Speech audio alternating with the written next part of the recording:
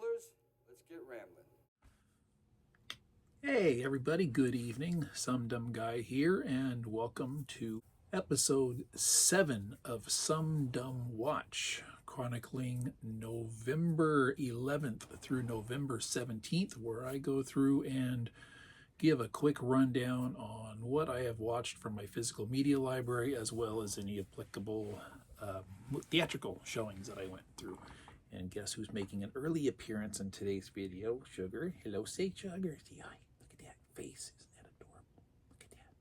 Who loves that face? Look at that. Good girl. So, without further ado, we shall begin with pulling out of my Hannibal Lecter collection, which I purchased this from Groove not too long ago, for the sole purpose of getting my hands on Manhunter, which I believe to be otherwise out of print. I have seen all of the other Hannibal Lecter films, own all of them, but I've never seen Hannibal. I sought this out because I wanted to know what the flip side of it is. I've read the book Red Dragon. I've seen the movie Red Dragon, which is essentially another adaptation of Manhunter, knowing that Brian Cox portrayed Hannibal Lecter prior to Sir Anthony Hopkins doing so, and knowing the caliber of actor Brian Cox can be, I was really curious as far as what his portrayal would be of the character. This film flopped, I understand, which I found out after I watched it, and I understand why. It is drab, it is dull, it is boring, it is lifeless. I think it's kind of choppy in its editing. And unfortunately, I can say the exact same thing of Brian Cox and his performance as Hannibal Lecter. He has far less screen time than Sir Anthony Hopkins did in Red Dragon, and he's not very engaging. Did a little bit of, online scrolling casual homework after watching this, and found just how committed Sir Anthony Hopkins was to his role as Hannibal Lecter, the research he did in developing this character to adapt it from page to screen, and then of course this being his third outing in Red Dragon as the character. He had it pretty well refined at that point. I have nothing happy to say about this. Didn't like any of it. So, Den's down for Hannibal. I am sorry, but that's the way it rolls sometimes. Next up, I've been casually listening to EFAP's coverage going through the Nightmare on Elm Street series. They decided to discuss and watch Freddy vs. Jason, and they praised this movie quite a lot. They ultimately came down to it being their second favorite of the Nightmare on Elm Street franchise. I own the Scream Factory box set of the entirety of the Friday the 13th series, in which this is included in it. I saw this. I didn't like it.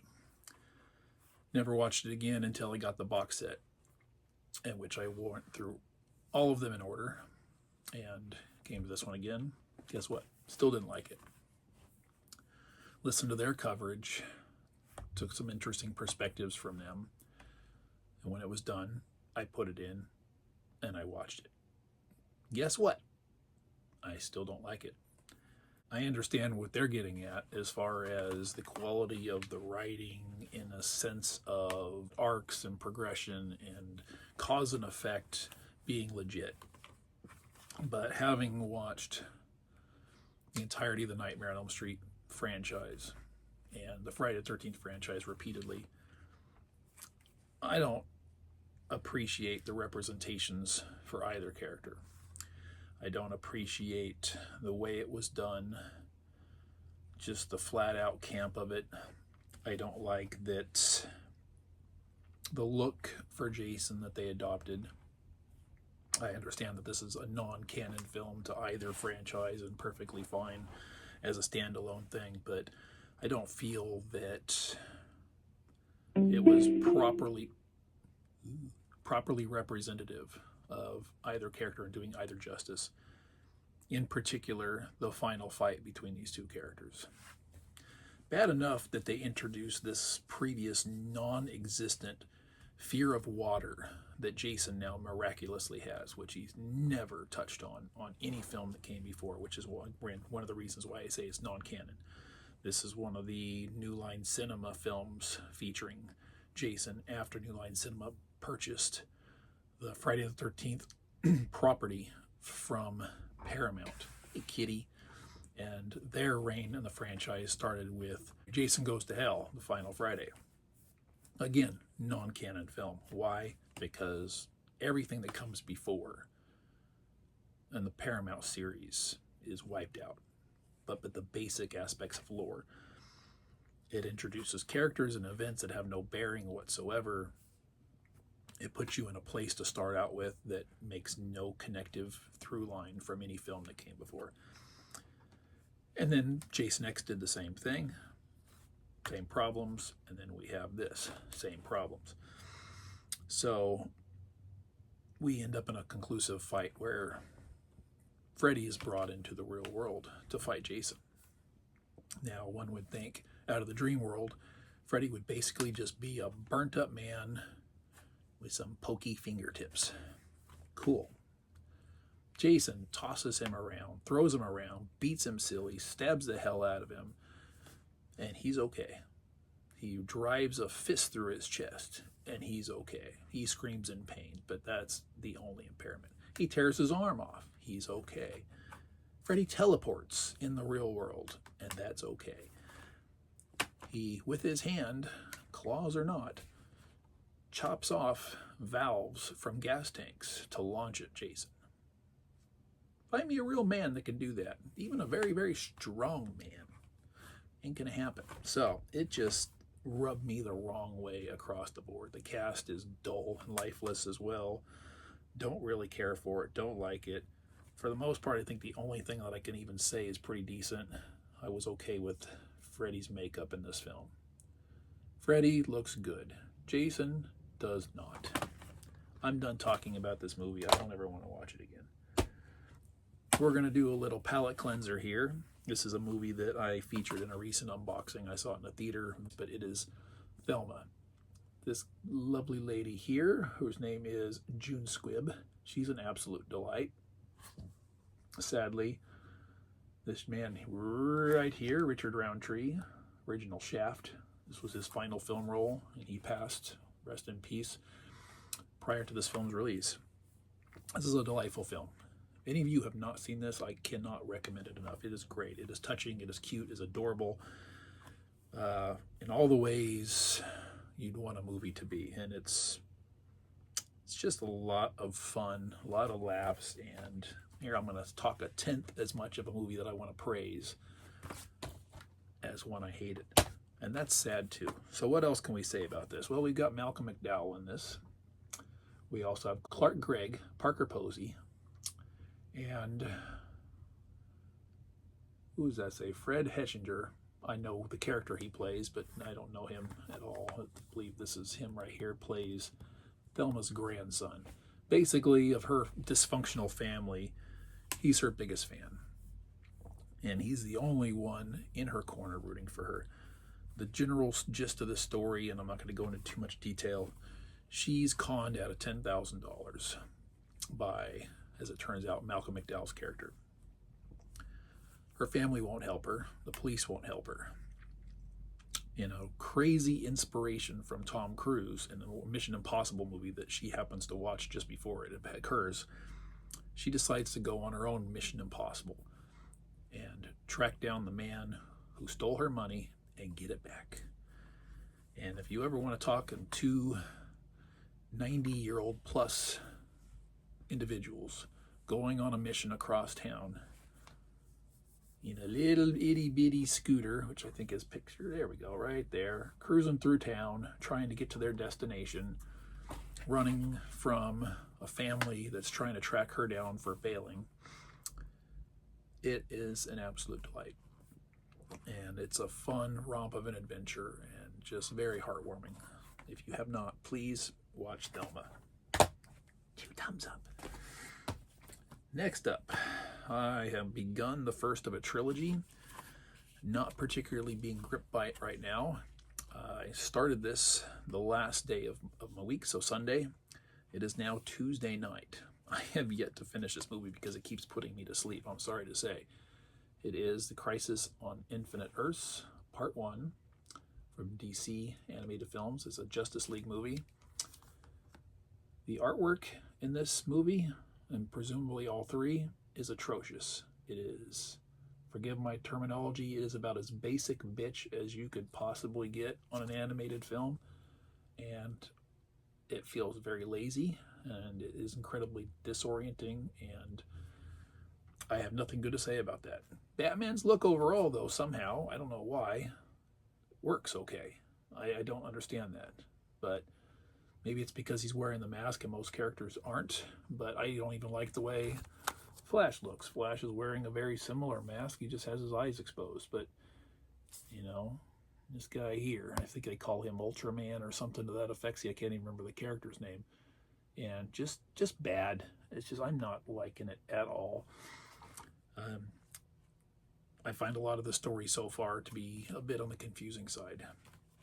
So I'm going to plug through them, and I will finish the other two hopefully this week, pending finding a level of consciousness that will allow me to do so. But I don't find it to be a very cohesive narrative so far. So this week, not looking particularly great as far as my views go. Continuing on from the previous episode, I have finished Season 1 of Robert Rodriguez' From Dusk Till Dawn series remake of the movie of the same name. And I believe on the last episode I had gone through the first 4 episodes. We're leaving off where our characters had gotten together at the Fuller family in their motorhome and we're heading for the Mexican border. Every one of my misgivings about this particular season of television were founded. I'd say the very few saving graces, one being this actress here, Santino. Oh Jesus, what was her? Wow, man, again, I can't believe I just did it. Santanico Santanico Dominguez, Dominatrix. I'm about a brain freeze. Wow. Santonio Domingo, whatever. Okay. It's in my head. Santanico Pandemonium. That's how it rolls. Okay, we got that. So it's there and great. This actor here plays Seth Gecko. He's pretty okay. And I can only say that when trying to separate him from George Clooney's incredible charisma that he portrays in the film itself. But he does a good job. But overall, those are the only 2 characters that I actually really feel are connecting with the character. Wilmer Valderrama. You know, when you pick this man to replace Cheech Marin, and you don't give him much in the way of character other than to portray him as something effeminate, as best I can describe it, and to have these alleged vampires be more like mutant snake people who worship serpent gods with vague vampire qualities of stakes through the hearts damaging them, and sunlight kind of sort of sometimes damaging him, sometimes kind of sort of killing him, but other times not. Very inconsistent. The makeup's great. You know, the effects are pretty damn good. Okay, good. Richie Gecko, played by Quentin Tarantino in the film. This guy is a freaking stick. He might as well be a log lying in the forest. No, absolutely not. Robert Patrick, picking up a role from Harvey Keitel. The guy is dull and lifeless as well. I don't mind Robert Patrick, but nah. The actress who picks up from Juliette Lewis, she's pretty decent, and they did okay things with her role. The end of it, the season, basically tags the end of the movie. So the last 2 seasons of the show are going to go off in whatever direction of sequel that they want to. But was disorienting from the film versus the movie ending was, okay, the character of Carlos, again, played by Cheech Marin, who was not involved in the events of the story, except to show up at the end and say, hey, and that's it. Well, in this series, he is the driving force behind everything from even before it begins. And I didn't like that at all. So he's like one of these, again, head vampire people doing their thing, and he's trying to run the whole show. What are you doing, kitty? You're going to knock that over. Oh, look at that. So not cool at all. And the very end of it, we have Seth and Kate. Kate? Yeah, Kate. If you recall, if those of you seen the movie, Kate asks Seth if he wants some company when he's going to drive off to go to El Rey, where he was going to seek sanctuary in the film. Seth, not being a complete bastard, as he says, and not a fucking bastard in the movie, cautions her, says, hey, do you know where I'm going? Do you know what it's all about? No, you go home. This is where I'm going. That's where I belong. And they drive off separately. In this, she asks, hey, you want some company? He's like, sure, get on in. And off they drive into the sunset.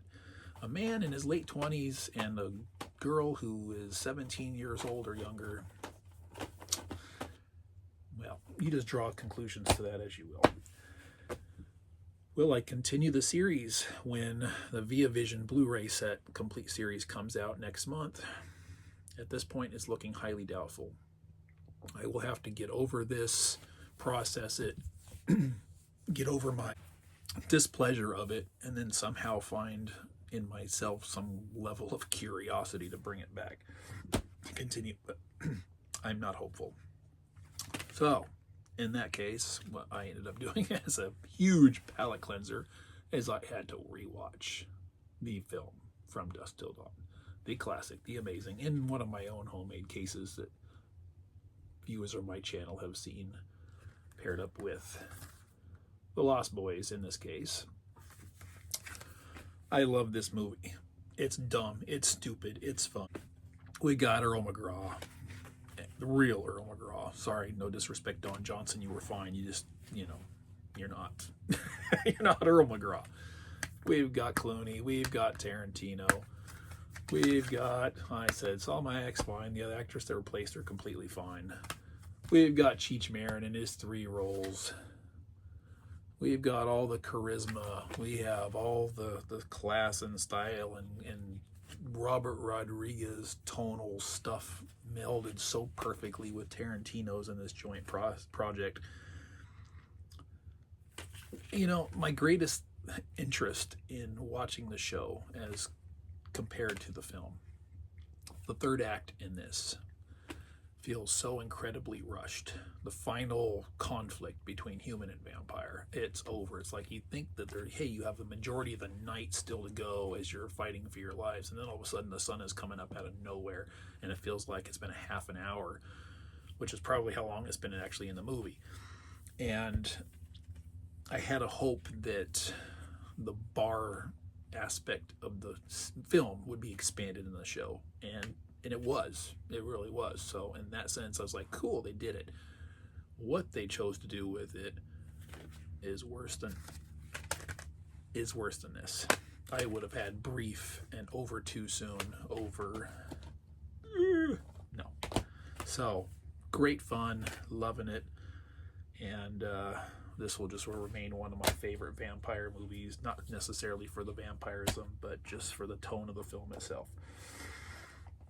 And last but not least, from the library, we're just continuing on.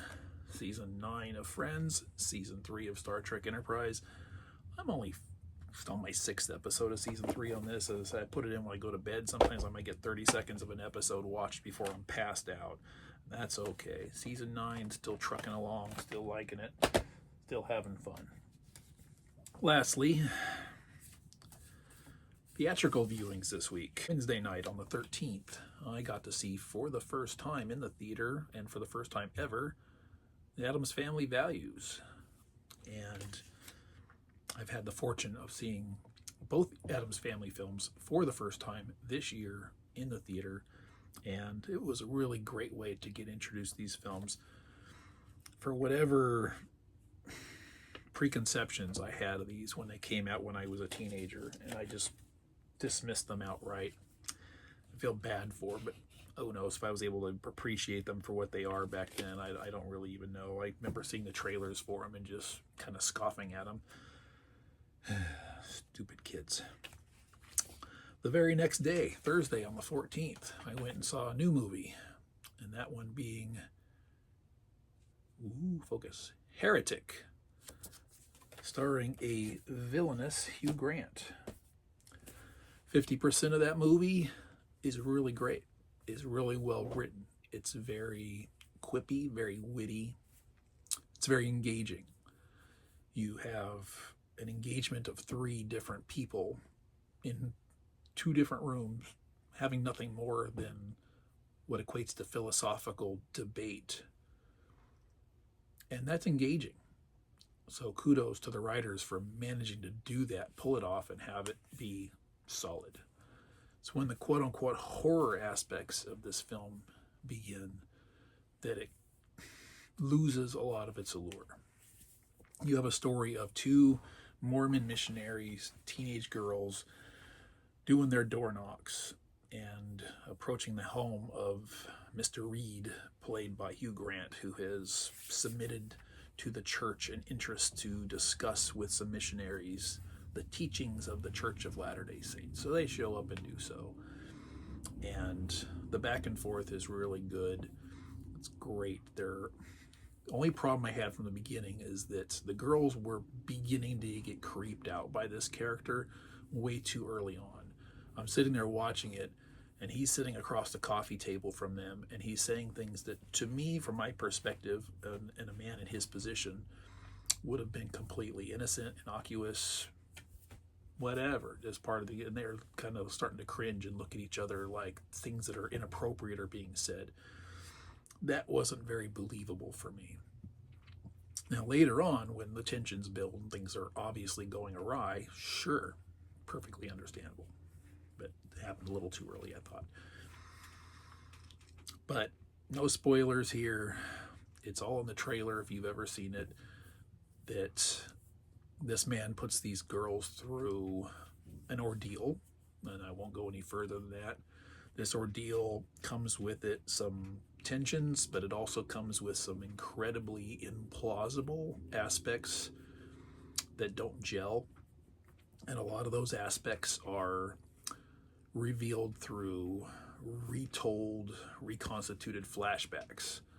Like, we'll go back to this thing. I realized this thing. Well, how did that happen? Well, they go back and they re-show from a different perspective where that would have come from. And at least 2 of those events were so impossible that they go past the level of improbable. That there's absolutely no way that either of them could have actually occurred, either in the time frame or the circumstances in which they are depicted on film. Or should I say that the little gap where the things skip over, and these events were supposed to fill that little gap. Overall, I liked it. It's actually, strangely enough, funnier than it had any right to be. So I was actually laughing a few times in the movie, so that was interesting. But overall, pretty decent, and it's something that I could overall, I think, recommend.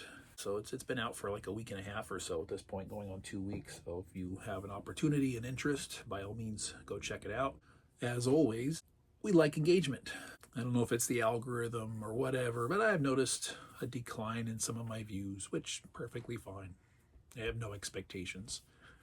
But really, what helps that algorithm and fighting against it are kitties. But also engagement, conversation, discussion, filling the empty void that is the comment section below. We love it. Have you seen anything that I've watched this week? Do you have any comments about them? Any curiosities? Any criticisms? Any recommendations for me to add to my watch list for future episodes or future purchases for unboxings? By all means, please let me know. Comment below. Thank you very much for joining me on this episode 7 of SumDumWatch. And as you see, we've got packages. So next unboxing around is in the offing here pretty soon, and we'll get to that quickly, and we'll see you then. Thank you very much. You have a nice evening. Take care. Bye-bye.